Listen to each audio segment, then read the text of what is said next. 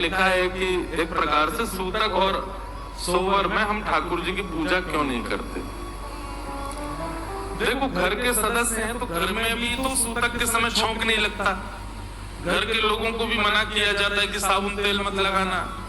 घर के लोगों को भी कहा जाता है कि आप लोग व्यवस्थित रहिएगा, सब इस प्रकार से ही आपको रहना है।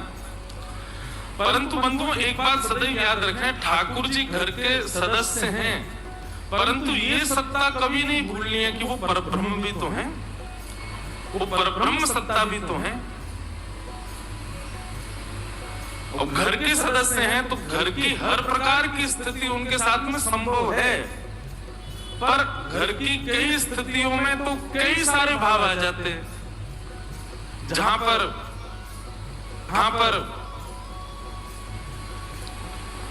आपको ये सत्ता भी समझनी पड़ेगी कि वो परब्रह्म भी तो हैं। उस भाव का आपके अंदर लेश नहीं होना चाहिए। बाकी आप सूतक और इन सब समय पर भी ठाकुर जी को भोग आदि कर भी दोगे तो ठाकुर जी नाराज तो होंगे नहीं, पर देव जो हैं और विधान जो है वो जरूर थोड़ा सा नकारात्मक हो जाएगा। इसलिए प्रयास करना चाहिए कि जब इस प्रकार की स्थिति हो तब या तो किसी को कहा जाए, प्रार्थना की जाए कि आप ठाकुर जी का भोग सिद्ध कर दीजिए, ठाकुर जी को भोग लगा दीजिए। हम ना बना घर रहेंगे तो ठाकुर जी घर में ही।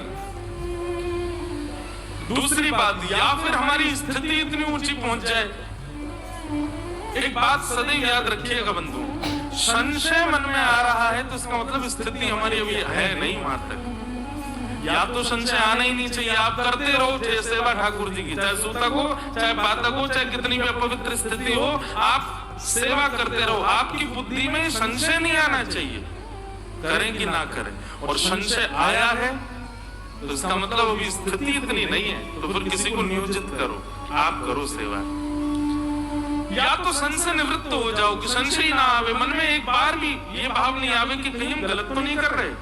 अगर ये भाव आ रहा है तो इसका मतलब स्थिति आपकी उतनी नहीं है अभी। अब मीराबाई कई क्रियाएं करती थी अपनी सेवा में, लेकिन उनके मन में संशय नहीं होता था। वो सोचती थी जो मैं कर रही हूं वो परम सिद्ध है, परम श्रेष्ठ है। किसी प्रकार का मन में क्षोभ नहीं होता था अपनी क्रिया पर। यदि हमको अपनी सेवा में किसी क्रिया पर क्षोभ हो रहा है, संशय हो रहा है, तो इसका मतलब अभी स्थिति हमारी वैसी नहीं है। दूसरी बात आपने कही कि ठाकुर जी की किवाड़ बंद करने में कष्ट होता है। देखो बंधुओं,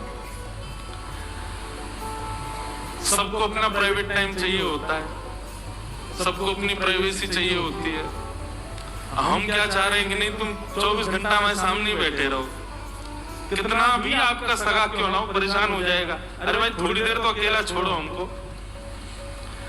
ठीक वैसे ही भैया ठाकुर जी का पर्दा जब हम करते हैं तो आप ये मत सोचा करो कि बेचारे अकेले थोड़ी सी जगह में कैसे बैठे होंगे। नहीं, आपने जैसे ही पर्दा किया, अब जैसे भोग लगाते हैं तो पर्दा करते हैं, तो कई जगह क्या भाव है कि जैसे ही आपने भोग ठाकुर जी के आगे पधरा दिया और पर्दा लगाया, आप बाहर आ गए, तो इतने में क्या होता है ठाकुर जी सहज हो जाते हैं।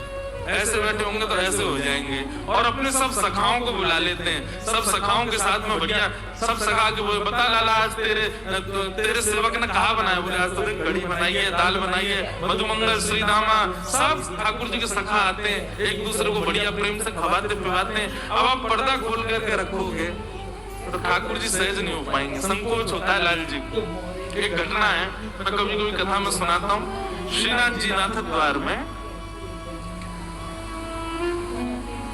पहले क्या होता था कि अन्नकूट जब होता है ना, तो अन्नकूट के समय पर श्रीमद वल्लभाचार्य जी की 7 निधियां थी, जिनको उन्होंने अपने पुत्रों को बांट दिया। गुसाई जी आदि ने सबने एक निधि वही श्रीनाथ जी के बगल में विराज रहे हैं श्री विठलनाथ जी। फिर आप जो पुष्टि मार्गी होंगे उनको पता होगा, कोई सूरत में विराजते हैं, कोई बड़ौदा में विराजते हैं, कोई कहीं कहीं, ऐसे सब जगह सारे ठाकुर जी विराजमान है। हमारे गोकुल में है, गोवर्धन में है। तो अन्नकूट के समय पे क्या होता था, 7 ठाकुर जी नाथ द्वार आते थे और श्रीनाथ जी के ही अगल बगल में सातों ठाकुर जी एक सिंहासन पर विराजते और एक साथ सबका अन्नकूट होता था। बहुत ध्यान से सुनिएगा।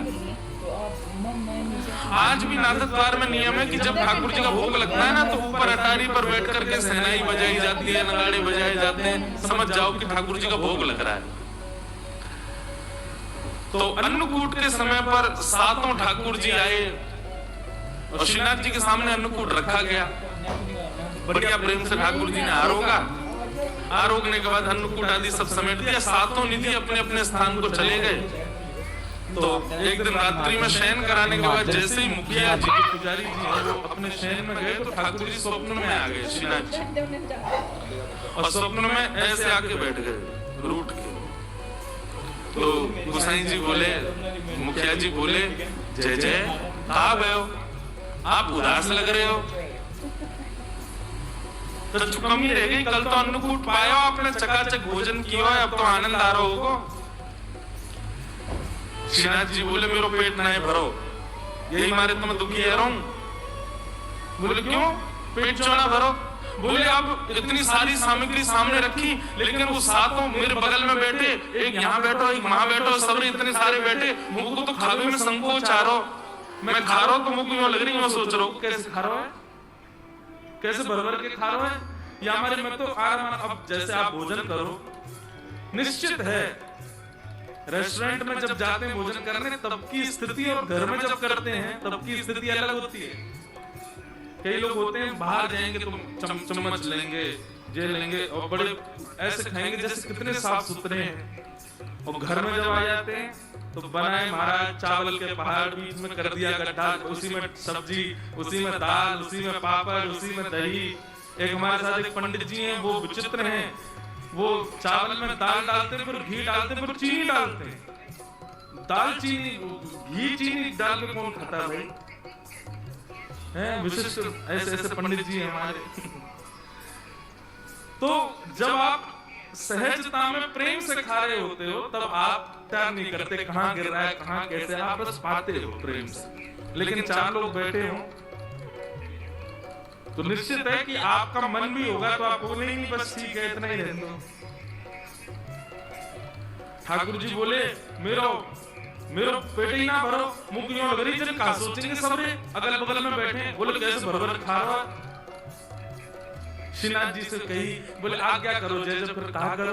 बोले एक काम करो, मेरो एक और अन्नकूट करो, और अब की बार कोई को बताइए मत, एक गुपचुप अन्नकूट करो। और सुनो, ये जो तुम अटारी पे नगाड़े वाले बैठा दे कहो, सबरी पूरी दुनिया पता चल जाएगी मैं भोजन कर रहा हूँ, इनको भी अंदर कमरा में बैठा दो, कोई को पता नहीं चलना चाहिए मेरा अन्नकूट है। तो इसलिए नाथ द्वार में आज भी 2 बार अन्नकूट होता है। एक बार तो पूरे विश्व को पता रहता है कि ठाकुर जी का अन्नकूट हो रहा है, और एक बार पड़ोसियों को भी नहीं पता होता और श्रीनाथ जी का अन्नकूट हो जाता है। तो उस अन्नकूट का भाव क्या होगा, ठाकुर जी प्रेम से पाते हैं अकेले बैठ कर। इसलिए भैया पर्दा किया करो, ठाकुर जी को अपनी प्राइवेसी चाहिए, उनको अच्छा लगता है। अब हम कथा सुनाने आते हैं, 4 घंटे कोई नहीं जाएगा हमारे लाल जी के कमरे में, तो हमारा भाव क्या रहता है, ठाकुर जी बढ़िया टांग पटांग धर के पौड़ गए होंगे, बढ़िया डिब्बा सब लोग मिठाई के लाओ तो खोल खोल के देखते होंगे कौन काले क्या आयो, या मैं सजय खा लूं, मधुमंगल श्री दामा तन सुका मनसुका सब आ जाते होंगे कमरा में, खूब बिस्तर पर कूदते होंगे, तकिया एक दूसरे को मारते होंगे, और जैसे यहाँ आरती होती होगी फिर ऐसे खड़े हो जाते हैं, अब आगे बारो सहज हो जाओ। तो इसलिए ठाकुर जी को थोड़ा एकांत दो, ठाकुर जी को कभी पर्दा करो, कभी ऐसे करो, उसमें ये भाव मत रखो अकेले रह जाएंगे, नहीं, उनको एकांतिक स्थिति कभी कभी प्रिय है, लेकिन कभी कभी, रोज नहीं।